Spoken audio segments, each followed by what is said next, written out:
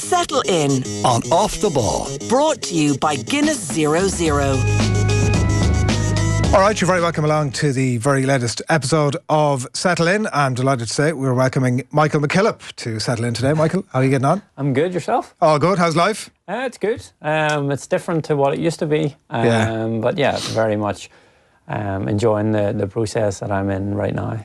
You've really let yourself go in the few years since you've been retired. You're obviously keeping very active. Yeah, I'm trying to do as much as I can. Realistically, for me, losing what I had as a full-time athlete was a shock to the system, and it did take a couple of months to really grasp why I was doing it. It was more than competitiveness, obviously, naturally, but for my mental health and my physical well-being as well, it had a massive bonus in a way of being a full-time athlete. And then whenever you're now stepping away from it, you realise a couple of months down the line that, oh God, I maybe need to get my arse in gear and kind of get back being fit. And now I'm in a position where I'm 4 years down the line that I'm still back trying to get into it a wee bit. My body doesn't allow me to do the same amount of training, but I've found alternatives. So I'm in the pool a lot more, and I'm on the bike as well. So I'm doing a bit of triathlon work, which is quite fun. It's new, and it's easy on the body, or easier on the body? Easier on the body, but it's a lot harder in terms of you're having to do like three double days a week. I even know they're obviously off feet most of the time, but it's still tired. You still get very tired, but it's a challenge. And I guess when you're in high performance sport your whole life, from a teenager up until you're a grown man, that's what you're trying to look for now, and unfortunately I've found myself in that position. Are you doing that competitively, or is it scratch an itch? Scratching an itch for now. Where it takes me, I don't know, and we'll see what avenue it takes me. Hopefully, I would love to be competitive, but you just never know when you're taking up a new sport. You can give it a go, but whether or not that's at a good enough level. Running takes care of itself. The bike is kind of good because I had good endurance. It's more the swimming that I've found a little way more challenging. It's a lot technical stuff. So I'm really homing in on my swimming at the minute, and it's good to have Olympics and Paralympians as friends as well that they've done it on the highest stage in the pool. So I can always go for them for some advice, which is always a good thing. I love how your approach to this is not like Joe Soap, who'd be like, I'll sample a little bit of this stuff, I'll enter a race, we'll see how we go. You're like, I have friends who can tell me how I can be the best at this thing. Yeah, like it's funny because like the first thing that I did, I said I wanted to learn how to swim, and this is how this all came about. Right. I just wanted to learn how to swim. I couldn't swim more than 50 metres. I took panic attacks when I was in the pool, so I was like, I want to do this not only for myself but my son, to be confident in the water. And I went straight away to swim analysis. I wanted to know exactly what I was doing right and what I was doing wrong. I didn't do anything right, really.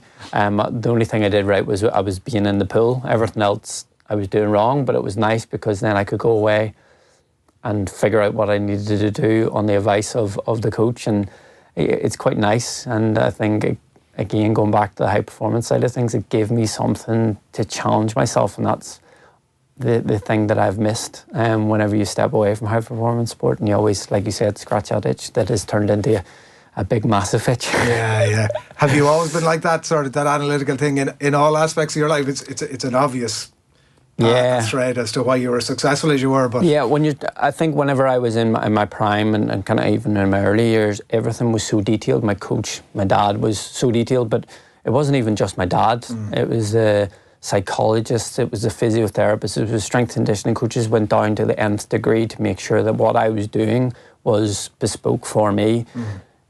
Growing up with a disability, it makes it a little slight different because I'm not your just stereotypical able-bodied athlete that can do all these exercises. There would have had to be modifications and that sort of stuff, and that's why for me now in my own competitive life now after obviously being an elite sport, I look for the nth degree, which sometimes is difficult to appreciate because you can't just do anything for fun, sadly. And it was like when I did Dublin Marathon, it said I wanted to do it for charity.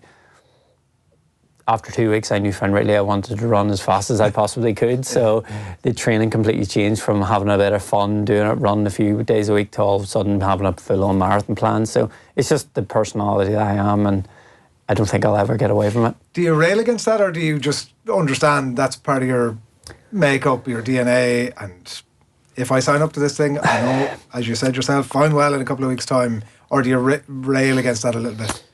At times I wish I could just enjoy it a little bit more. Not because I do enjoy it, but it's more those, don't worry about it, it's not it. That's why if I was to go out and not hit the markers that I was set by the coach, or I didn't hit the kind of specific times that I wanted, I would straight away question it and go, well, what could I have done better?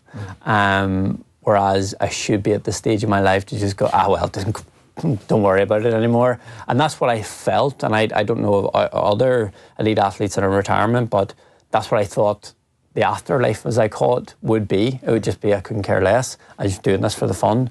But once you get back into it, you cannot lose that competitive personality. That's why we did it. We did it because we wanted to be better than the other person on the track or on the pitch or wherever it may have been.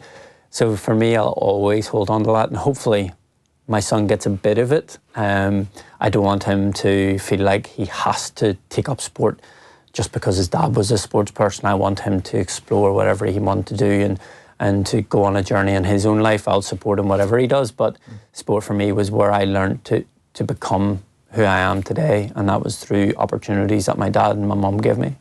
We were chatting a little bit outside, and you're saying that maybe the majority of your time is spent being a stay-at-home dad, which must be, and we'll get into that, incredibly rewarding aspect of life. But your fitness instructor by times as well, is that right? Well, I got qualifications throughout my running career. It was kind of a pastime. It was kind of one of those things that I did to keep myself sane in a way. I went and did a wee course that I could do. I fall back on it now in a bit because obviously you have to keep up to date with all your qualifications, what I haven't done. But for me, it's more, I have knowledge, I have experience. I coach running now. I'm helping the general public fall in love with the sport that I loved. I wanted to educate them as much as possible and help them succeed in whatever goals they may set for themselves, and try and encourage them to have a better understanding of what running is, because a lot of people just think running is, you go out in a wee 5K and then you're done. There's so much more, and they expect so much from themselves, when in actual fact I have to rein it all in. I'm kind of going back on what my dad did for me. It's kind of like putting everything in perspective and giving them an understanding of why they're doing it, and it simplifies everything. And I think that's why I enjoy coaching now, because I've been there, I've done that, and I know what to do and what not to do, and what athletes want and what athletes don't want. And I think for the general public, a lot of people expect too much upon themselves. The coaching thing actually was the reason that I asked you about that, because a lot of what you were describing, that attention to detail and outright thirst for perfection, I suppose, would go down especially well as a coach of elite athletes. Is that something you've considered or you would look at? Or yeah, I would love to go down that route. And further on the year, I'm hopefully going to be doing all my coach qualifications all in a big spurt. There's, being up north, obviously a part of UK coaching, and there's an opportunity for ex-Olympians and Paralympians to be given all your coaching qualifications over a very quick space of time. And that's something I want to aspire to do, because I would love to be involved in elite sport. But for now, just like anyone taking up sport or a new role, you have to do grassroots first and develop into what I'm doing. Even though, yes, I know how to coach an elite athlete, but to be honest, the prima donnas, I was a prima donna. Like, they're so needy. They expect so much from you. So dealing with the general public, and like I said, try and get them to fall in love with the sport first, and then potentially show my ability to be a good coach, and to then further down the line go into potentially the elite side of things. But for me now, I have to learn my craft. I wouldn't be able to turn around and go, I'll go on, I'll be an international coach. That doesn't happen. You don't want to do an Adrian Barry on it and go straight in. No, and I think for the respect of the sport as well, I'm learning. I'm learning from the best person, my dad, who was my coach my whole career. And I think if I can do it step by step gradually, then 100%, that's an avenue I would like to go down. We never got into the full introduction. So 4-time Paralympian, 4-time gold medalist between the 800 and 1500 metres, 6-time World Championship gold medalist, considered one of the, if not the greatest Paralympic athlete, middle distance Paralympian of all time. It doesn't fully capture your entire career, but some of the big benchmarks of it all sound fair enough. Yeah, it does.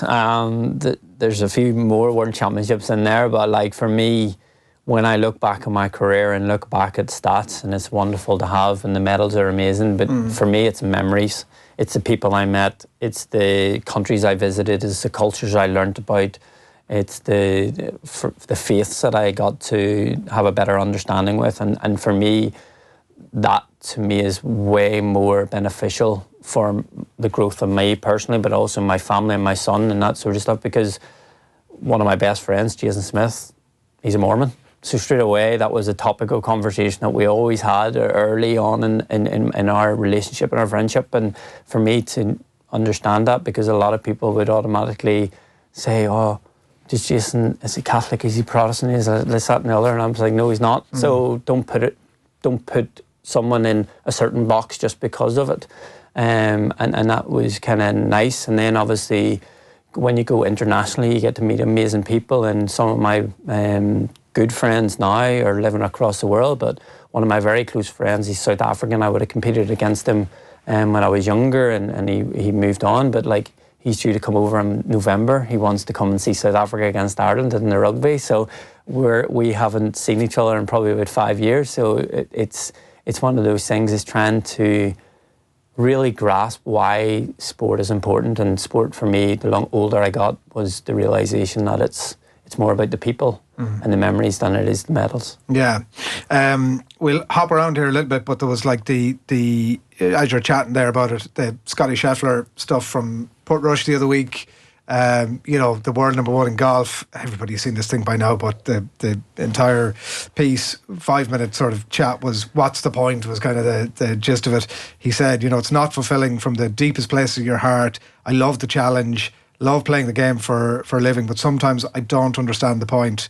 Now, he's obviously currently knee-deep in putting together certainly one of the most sensational careers of all time. May end up being the most. We shall see how all that plays out. But I just wonder, and you've kind of hinted at it from your point of view, from your standpoint, having retired, it sounds like you're very much understanding of that sort of what's the point, or that compartmentalisation of sport and life. Yeah, there's two separate identities, and I think for young, up-and-coming, aspiring elite athletes, once you understand that there's two things to life, and family and friends and jobs and whatever it may be are one, and your role within your career, whether that be in team sport or individual sport, is two different things. And once you can grasp that's going to benefit you in the long run, because you have to understand that what happens at home cannot come onto the track. What happens at home can't go onto the golf course. And I think that's where Scotty's kind of talking about that. So what is the point? The point is, obviously, for him, is to go and win. And if he does that on the course, we always talk about golf. Golf is more mental than it is physical at some cases, and especially whenever it's crucial putts and it's missing the cut or not missing the cut. And I think for him, he is able to understand the reasoning why he does it. The purpose is golf. It's not life. It's not life or death. If he misses a putt, he moves on to the next one. And I think that's important also for young athletes, is realising that just you've ran one bad race or you've lost one football match doesn't mean that you're the worst team or the worst person. You made a mistake.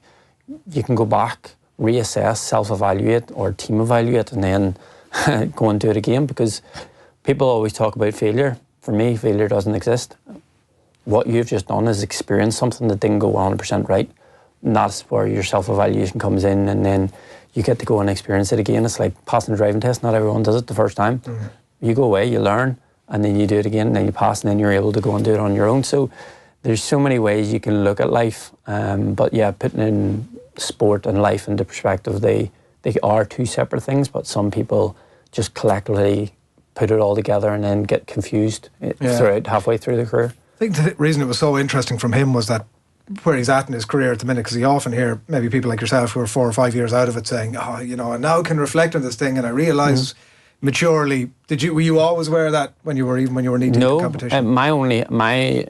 My understanding of that kind of feeling was whenever I realised actually Michael McKillop, the runner, can struggle. Just because he's in front of a camera and just because he has gold medals doesn't mean that he can't be not okay. And that for me, whenever I realised that actually, do you know what? I have family and friends there for a purpose. They're there to help and support and guide. I felt I couldn't speak, and it goes for a lot of people, and I'm sure there is a lot of people that are watching this right now that are in high-performance sport or whatever it may be and realise the actual fact that you can talk, and that for me is important, and I learned the hard way, having to go through the struggles because I was afraid to speak out and ask for help, where in actual fact, that gave me a new lease of life. It gave me a real purpose of why I was doing it, and the purpose was competitiveness, drive and hunger, we've talked about it, wanting to be the best and using what I've been given, my disability as my unique selling point. If it wasn't for my disability, I wouldn't be in the Paralympic Games. So it's a privilege to have a disability for me personally. I've used it to my full potential, and I've got a lot from it. And for me, that's life experience that I'll always talk about for whoever wants to listen. That's amazing, by the way. Was that because you were invested so much, like you hadn't reached that Scotty Scheffler bit of understanding, you were invested so much in your sport and the outcome of it, and it being you, essentially? Was that part of that? Yeah, that was 100% it, because at that moment in time in my life, like I said, I was Michael the runner. I wasn't anything else. I was institutionalised. I went full-time at the age of 17. I retired when I was 31. I didn't have a full-time job. I never went to university. I never went to college. I left that system because I felt and I thought I needed to be an elite athlete, and to be a good elite athlete, you had to put every single thing into running, when in actual fact, that's not true. You have to have those things that you can separate things. Family, life, friends, university, education, and competitiveness. And whenever you piece them all together, one of probably the best people that I've met not met recently because I know him very well, Aidan Walsh, an amazing boxer, an Olympic medalist. But for me, him and Aidan have so good conversations because we have a better understanding, because we both struggle with our mental health, and having that good understanding of what life is about and giving that back to the next generation, because being institutionalised, and a lot of people didn't see that. They just seen Michael the runner. And that's where I seen myself. I was looking through the glass at the same person instead of looking within myself. And now that I'm in a privileged position to be out the other end and be still living and still proud of the journey that I've taken, I can then help educate whoever comes.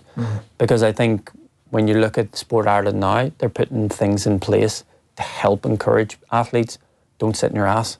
Don't go and play PlayStation for hours on end. Don't go and watch TV. Go and read a book. Go and learn. Go and speak to people. And that for me is imperative. And I think the more we learn about it, the more we'll give each other the opportunity to become more successful in sport. You have regrets, obviously, around that stuff, I presume. So how do you reflect on it now? Is that, I made mistakes, maybe I could have got better advice, but that's the way it was. Sounds like you've reached that position in life where you've said, listen, that's part now of what makes me the person I am today, and I don't know, maybe regret is the wrong word. No, I don't think you should regret anything in life. I think you should put it in perspective of it's happened and how can you deal with that moving forward. Obviously, I wish I had never had to experience mental health issues, but I did. And now what I've went through can potentially help someone else, whether that be if I deliver a talk, whether it's on this podcast, that someone's listening and someone might be able to reach out and go ask for help in a mental health charity or whatever it may be. Yeah. That for me is a bonus. Like I deliver talks to young kids in schools, and I know for a fact that I've saved children's lives from giving talks like this. And that's all I can do, is come from experience. I'm not reading from a book, a manual, and going, oh, this is what happens and this is how you feel in this. I felt it. I went through it and I embraced it and I experienced it, and I wouldn't want anyone in this entire world to have to go through what I went through. It's amazing. we had John McGrath, the Tipperary hurler, on in the last couple of weeks. Amazing success, obviously, and he was trying to process. Owen asked him, which of your 3 All Ireland medals is your favourite, best or favourite? It's an awful choice to have to make, but I think I mentioned, is it 10? You corrected me earlier on. I think when I said it was 10 major. Nine world titles. 9 world titles. 9 world titles, 4 Paralympic gold medals. 4 Paralympic gold. So, which is your favourite child, I suppose? Is that the... Yeah, for me, there's two choices. Beijing, because it was my first ever Paralympic Games, because I was 18 years of age. I was in a stadium of 91,000 people. I was in Beijing. That, for me, was the moment I stepped up and executed precisely on what we wanted to achieve. I was only 18. I had broken the world record. I won my world title. I could have walked away. I could have retired at age 18 and went and had my own normal life. But for me, again, it was always, how good could I become? And because I competed able-bodied as well and ran for Ireland able-bodied, that also probably kept me a little bit more focused, because I was never going to be the best able-bodied athlete. I was always going to be, well, not always, but I was always the best Paralympic athlete. But losing national finals, finishing 8th in national finals, or winning the junior men cross-country championships in Ireland, like, for me, these are the things that made me the athlete I am or was, and these are the things that made me the best Paralympian. And you introduced me as the greatest. That came from Jonathan Edwards, one of the most successful Great Britain long jumpers. And for me, things like that is incredible to know that I was able to accomplish throughout my career. I don't go shouting about it, but it's also nice to know that people appreciate it for what I did, because I always talk about the island, because yes, I do live up north. I live in Northern Ireland, but for me, I represented every single person on this island, because it didn't matter what colour you were, who you were you wearing orange, were you wearing green, whatever it may have been. For me, if you were in my team, you supported me, encouraged me, and that for me was the amazing thing about Irish sport. And it is unique to anywhere else in the world, because you do live in division. It's a hard balance to walk, coming where you're coming from, isn't it? It's like a constant it is very, very much so. It's a balance that I grew up in a very mixed area.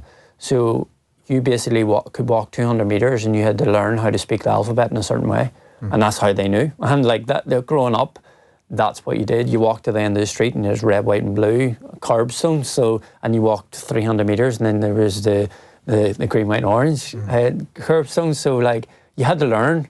And if you found yourself in the wrong thing when you were a child, you learned the hard way. And I did learn the hard way once. So it is good to have that as a skill, because I was very open to whoever came my way. I was always friendly because my parents always brought me up to appreciate, doesn't matter who they are, respect them and the way you would want to be respected. And I think, again, going into high performance sport, you meet so many people. You go and meet people in the media.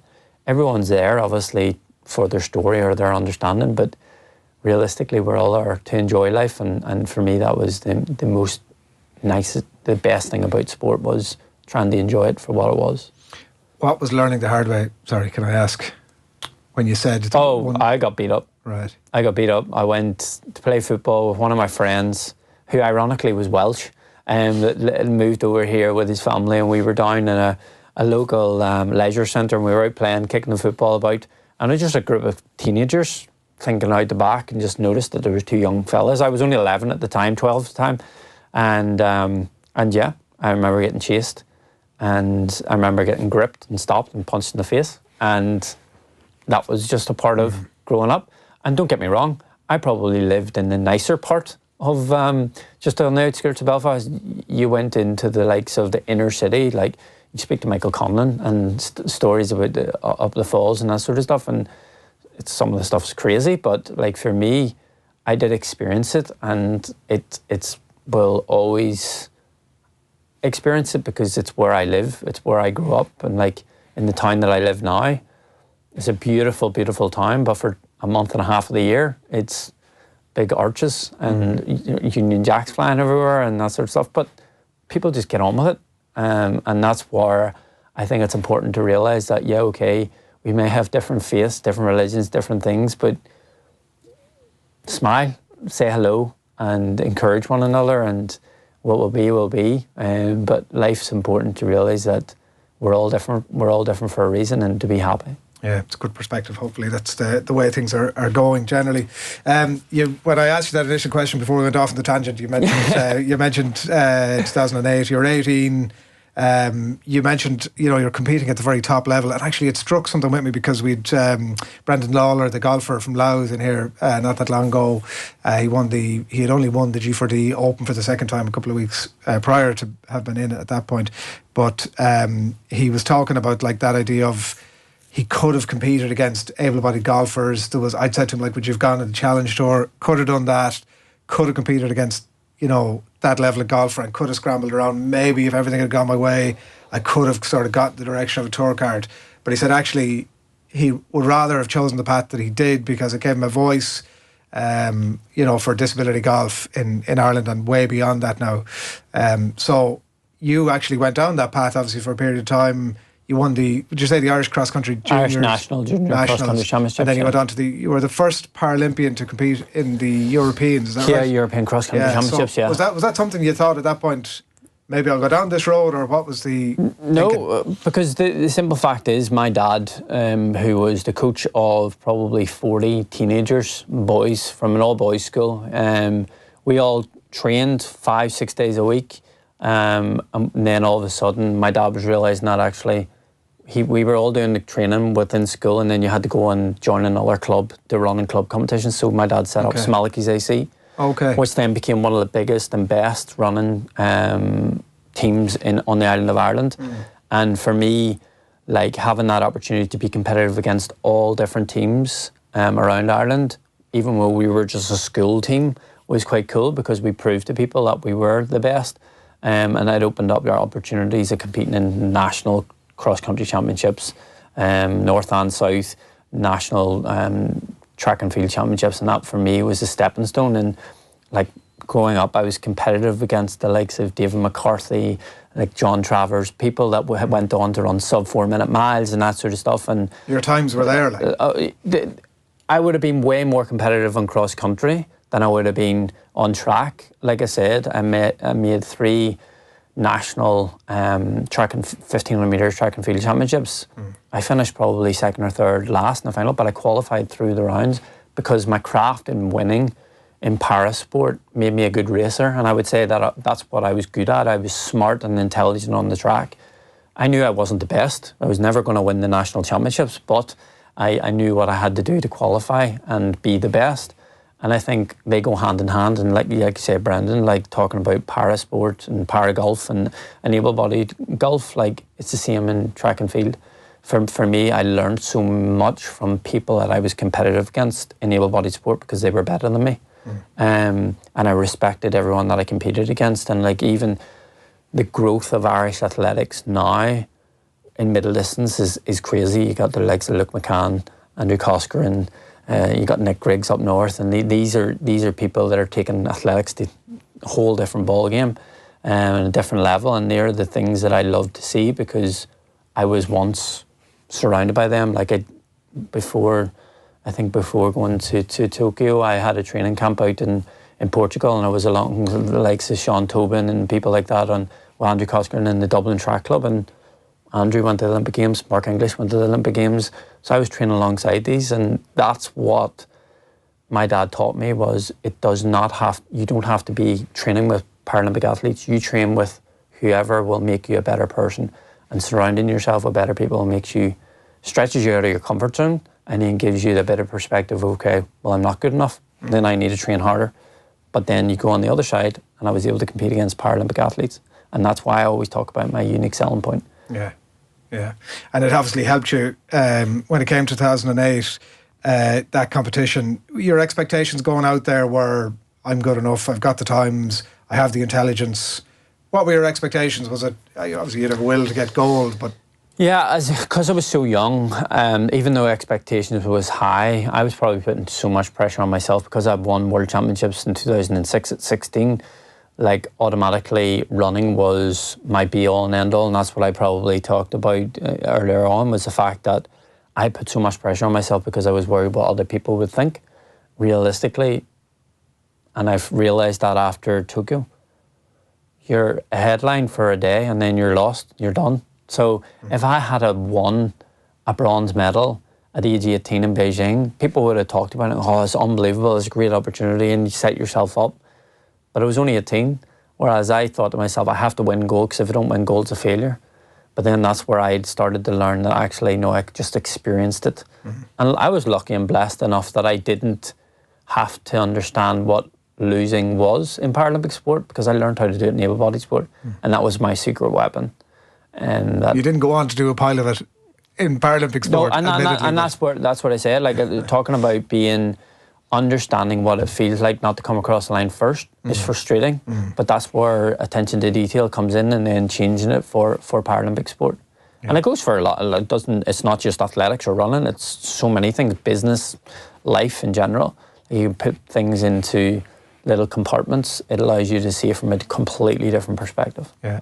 So that one, actually, the John McGrath answer was the most recent one. To be fair to him, he struggled, and I'm not sure he fully, it was 24 or 48 hours after he'd won the thing, but he went with the most recent one. He did score 2 goals in the final, to be fair.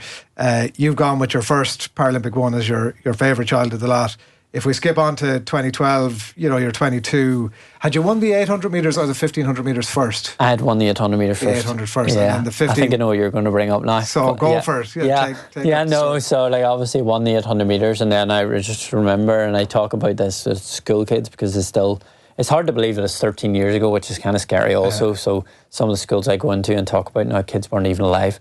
But on that day, the kind of like a couple of minutes before, maybe a half an hour before, it might have been sooner, but my dad pulled me back and he said, if you win, you'll get a surprise. I thought to myself, like, oh, what the heck? I'm getting a new car here. Yeah, that's again what I thought. Oh, we're going on holidays, where are we going? What's that?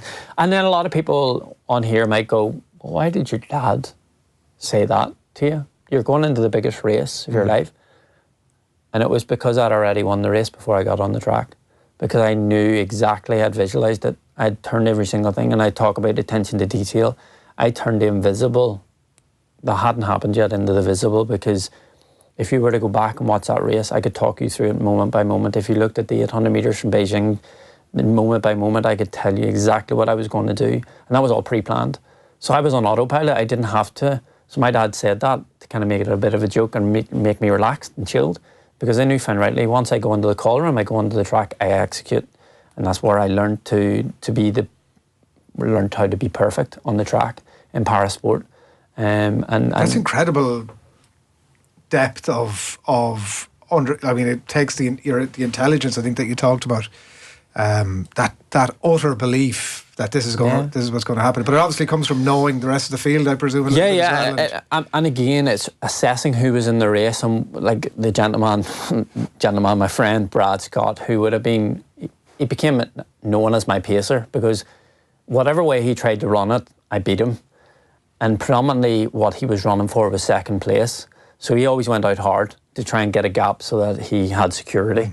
So he just dragged me round, and my dad just automatically always said, 1 lap, I still can tell the instructions, 1 lap, gradually pick it up. See if you get a gap, and if you do, after 200 metres, then gradually again pick it up, get to the 800 metres, get your split, and then it's up to you. You can choose what you want to do. And then I just gradually picked it up, 200 after 200 after 200, and then ran the fastest lap. I ran a 62.3 lap. So that's what I was looking at some of your races last night. You're kind of you're waving to the crowd. I waved in the crowd, yeah. A few times you're like, because at the same time, and loads of people talk about that, and this is some of the fact is because you see a stadium here, the Aviva Stadium, the London Stadium in London. People paid to come and watch us. We are a show. We're putting on a show. So for me, I was thinking and laughing to myself, I'm just winning this race. I'm winning by such a big margin, but all of that hard work, it deserves to be celebrated. So I was just celebrating a little bit, probably too extravagant, but at the same time. And you're in the moment, but it was in the moment, and I remember there's another race that I look. There's usually a camera that comes right down alongside you, and for the last 40 metres I stared into the camera because I knew I had won. I just stared in the camera because it was funny, because it was just embracing and enjoying the process. My mum didn't appreciate it because she thought it was too cocky, but that you learn from your mistakes. But there's a bit of a bit of showmanship in you, it has to be, and that brings out personality, because I'm not a very boisterous person in real life, but for me, I wanted to prove to people that I was the best, and the more I gained from that. But I came off the track after winning. I did my victory lap, picked up the trickler and ran around. That was special. Came off, and then they kind of ushered us back in to get your tracksuit on. Then you have to go to your medal ceremony. And it was a bit rushed, everything. And then I noticed there was only one person presenting or come out to present the flowers and the medals. And I was like, oh, there's something not There's right normally here. to be three or two, yeah. And I stand behind the podium. And then all of a sudden the announcer came on and he's like, and now we would like to invite Miss Catherine McKillop to the stadium to present the T37 1500 metre medals. And I was like, it was like a light bulb moment, you know, that moment of going, I've heard that name before. And then all of a sudden the doors open and my mum walks out and takes a step. And like, for me, and it is quite a nice thing to know, because my mum created history on that night. She became the first mother or father to present her child with an Olympic or Paralympic gold medal. Wow. The only other person in the world that has been given the privilege is Princess Anne. And she presented a silver medal to Sarah Phillips. So I always talk about it and joke, laugh, and we say my mum has something up with the royal family, and that is true. And why did she do it? So I was an ambassador for P&G, which was one of the global ambassadors for the Paralympic and Olympic Games in London 2012. So they used it as a publicity stunt. It was me and Katie Taylor and Sonia O'Sullivan were ambassadors for the 2012 Games, and obviously me and Katie were competitive, and Sonia was just the idol that Sonia is, and so it was a mum's campaign. It was the importance of how important mums were in our lives, and obviously Katie's mother is massive in her life, and for me, growing up with a disability, my mum was vital, because I had to go to occupational therapy, speech therapy, physiotherapy, and she was the one bringing me. And so whenever she presented that medal, that was kind of their way of showing to the world, mums are great. And I say it, and the most important thing, dads are role models for every young boy up and coming, and they want to be like their dads. But realistically, if anything goes wrong, you go to your mum. You don't go to your dad because you're afraid of what your dad are going to think. Your mums are the soft things that will love you dearly, and that's kind of where I'm in a position, because I'm doing something in my personal life now that is not your norm, and I can see why it's important.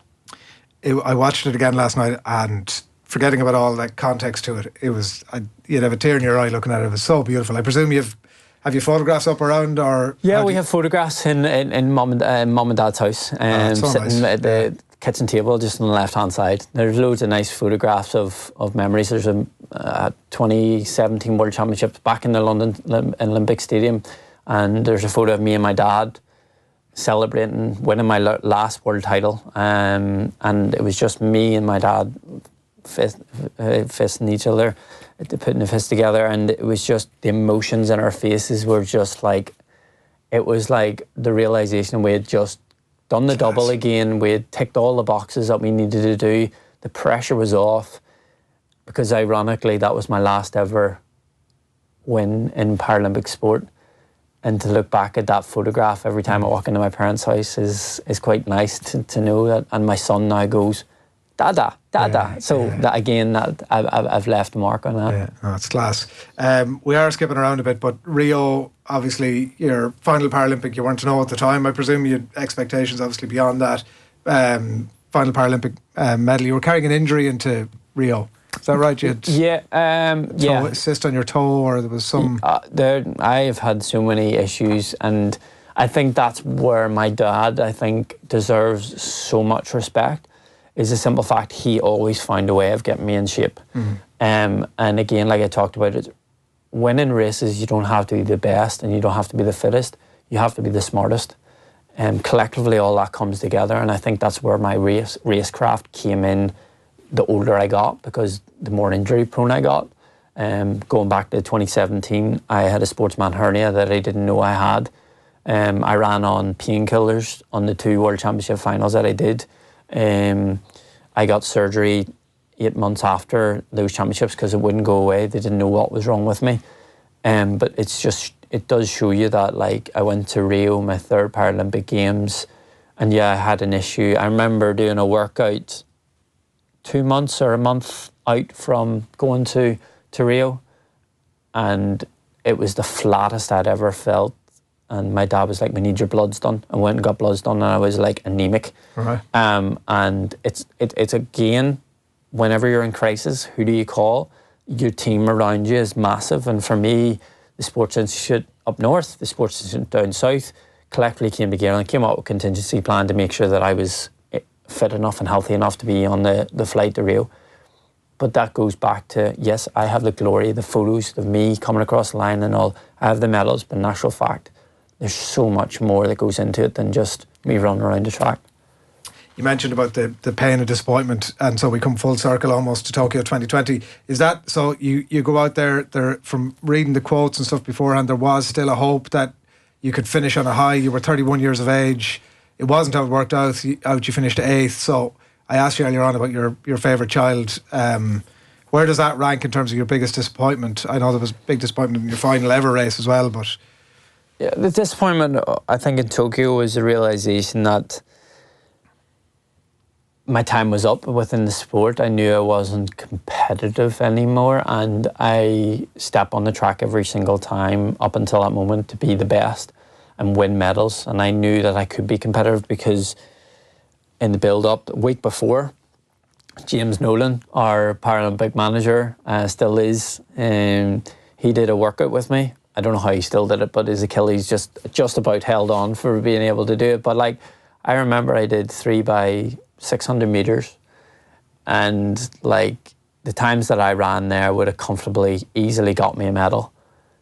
A week later, after replicating, because we did the session at the same time, we kind of wore the same clothes apart from the singlet I never put on before I went into the race. I had the same shorts, the socks, the spikes, every single thing was exactly the same time, and went into the day of the race and I was just completely flat.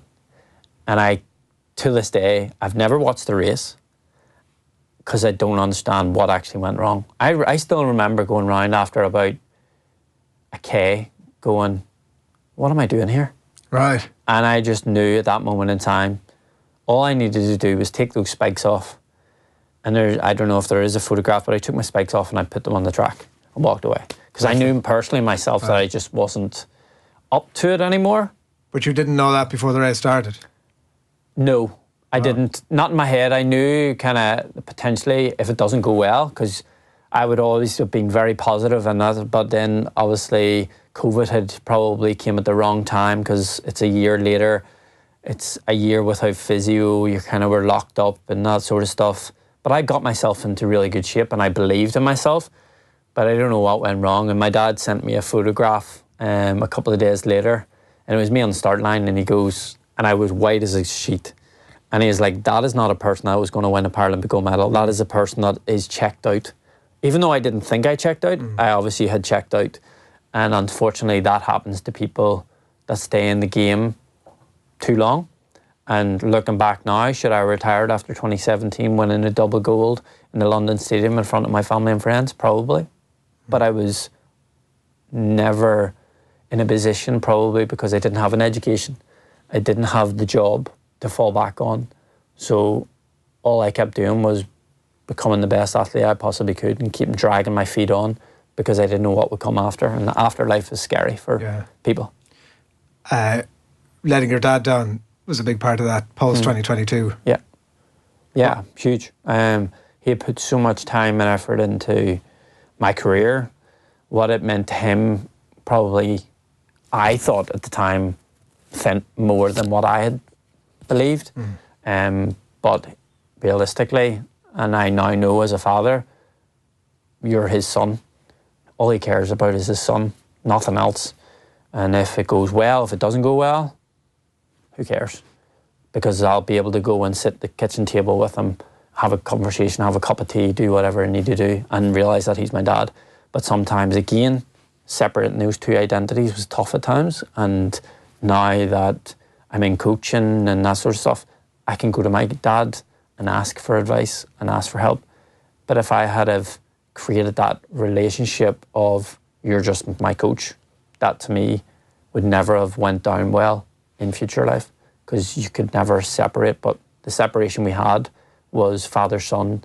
We went and played golf. We didn't talk about running. We didn't talk about anything else. We talked about Arsenal. We talked about whatever it may have been, but we never talked about running because we needed to separate the professionalism the father-son bond, and I think we worked out well at that stage. Will you? We mentioned it at the very start about your vast majority of your time is spent being a stay-at-home dad. Will you encourage the not yet 2-year-old, admittedly? Will you encourage him into sport if that's something that he's showing signs of? 100%. I think there's so much to be gained from being involved in sport, not just running. I would never want him to go, oh, you have to be a runner. I want him to be whatever he wants to be, whether that's in team sport, whether that's in hurling, Gaelic, whatever. I would love him to play hurling. Like that for me would be unbelievable to see him play. I had him in his Antrim jersey yesterday. We were down in Cushendall, where I'm originally from, and walking around the town, and there's so many young kids walking around in their Cushendall jersey or their Antrim jersey, and that for me is a dream and an ambition. Like my dad had an involvement in Cushendall hurling back in the early 90s as their fitness coach whenever they won the Ulster titles. So for me, I always have that love for it. And you've got the likes of Neil McManus, who is a trailblazer from the town and is now doing obviously RTE work and that sort of stuff. And he's made a name for himself because he's an unbelievable person. And if you ever get to speak with Neil, you're always left with such a real good understanding of who he is, a proper man, if you know what I mean, in a way that he's so respectful and has so much knowledge. And I think if my son could go in and learn from people within the GAA, it would be incredible. But like I said, sport can take you anywhere, and it's about taking advantage of sport for the right reasons, not the wrong reasons. Yeah. You can get those little hurling sets, you know, the little... Oh, don't worry, he's already got his own hurl. He had one when it was like this size. He got a custom made, and then now I think he's got a 22-inch stick now that he walks around, and we have a big massive ball, so he's at the back battering down on a stick. So like for me, it puts a smile on my face, because I'm sure that's what I was like when I was a kid growing up. Yeah, brilliant. I should have mentioned at the start, Dr. Michael McKillop, MBE, to give it your full title. How often do you step up to people and go, "Nice to meet you, Dr. McKillop"? Well, it depends. It depends on where I am, realistically. And again, it divides opinion, and divides a lot of people of what it actually is, and probably divides people a lot more up north than it does down south. Obviously, having doctor in the front of my name is quite cool, because it's like just people automatically think you're a doctor, when in actual fact they don't have a clue about anything. It was from Queen's. It was Queen's University in Belfast. Your voice around disability sport. Disability sport and achievements within my athletics, and like I said, I sacrificed a lot of my life not to go to university. I didn't get that privilege or opportunity to. I could have, but I never did, like I explained. But like the accepting of obviously an MBE didn't go down well with a lot of people, but I felt like I've grown up within Northern Ireland. That's where I grew up, that's where I live, and I respect everyone. It doesn't matter, and that's how I grew up. Respect everyone, and whatever comes my way, and if they feel it's necessary to award me it, then who am I to say no? And again, that might not go down with some of your listeners, but for me, I was always brought up, my uncle and my aunties are English, and I love them for who they are, not just because they're a certain side of the community or not. And I think for me, it's important for people to appreciate it, because I've had ex-family members now not appreciate it at the time, and it didn't go down well, very, very well with my family. And it's a comment. What I received has left a lasting mark on accepting something like that, but for me it's important. It's hard for people this side of the border, I suppose, to get their head around that, but that's close to home. And I think again it's appreciating for what it actually is, and for me it was accepting appreciation for the hard work and dedication that I put into not only I talk about, like I said, the island of Ireland, because obviously up the north is a completely different identity than it is the south. So for me, I have to know where I came from and where I grew up, and knowing that what I've done, I do it for the people of the island of Ireland. Yeah, it's a complex thing, and we've touched on it quite a bit over the course of our conversation. You've been very eloquent about it, so I think people will take that in the round. You've been very open. Thanks, William, for coming in. What's next outside of the stay-at-home dad aspect of things? The coaching thing is something that's hopping out for me here. Oh yeah, 100%. Like, if there's any listeners out there that wants to come on board and be helped to achieve a life goal, whether that's running your first ever 5K or your marathon, get in touch, reach out to me. Like, I aspire to take people to the next level. That's what my kind of like tagline is, like, next level performance. You'll start at a certain level, whatever you think you are capable of, I'm going to take you beyond that, because if you're educated in the right possible way, in the right ways, you'll gain to love something. When you love something, you can embrace it more and more and find that purpose. And for me, yeah, that's where I want to improve, because I'm still improving as a coach. And then the likes of my own personal ambitions, I'm doing triathlon, and I have the National Para Championships coming up next weekend in Oma, so we'll see where that takes me. But yeah, whether that ends me in Venice Beach in LA, I don't know, but we'll wait and see. It sounds like a good way to wrap things up. Michael McKillop, thanks a million for coming in. Thank you so much. Settle in on Off the Ball. Brought to you by Guinness 00.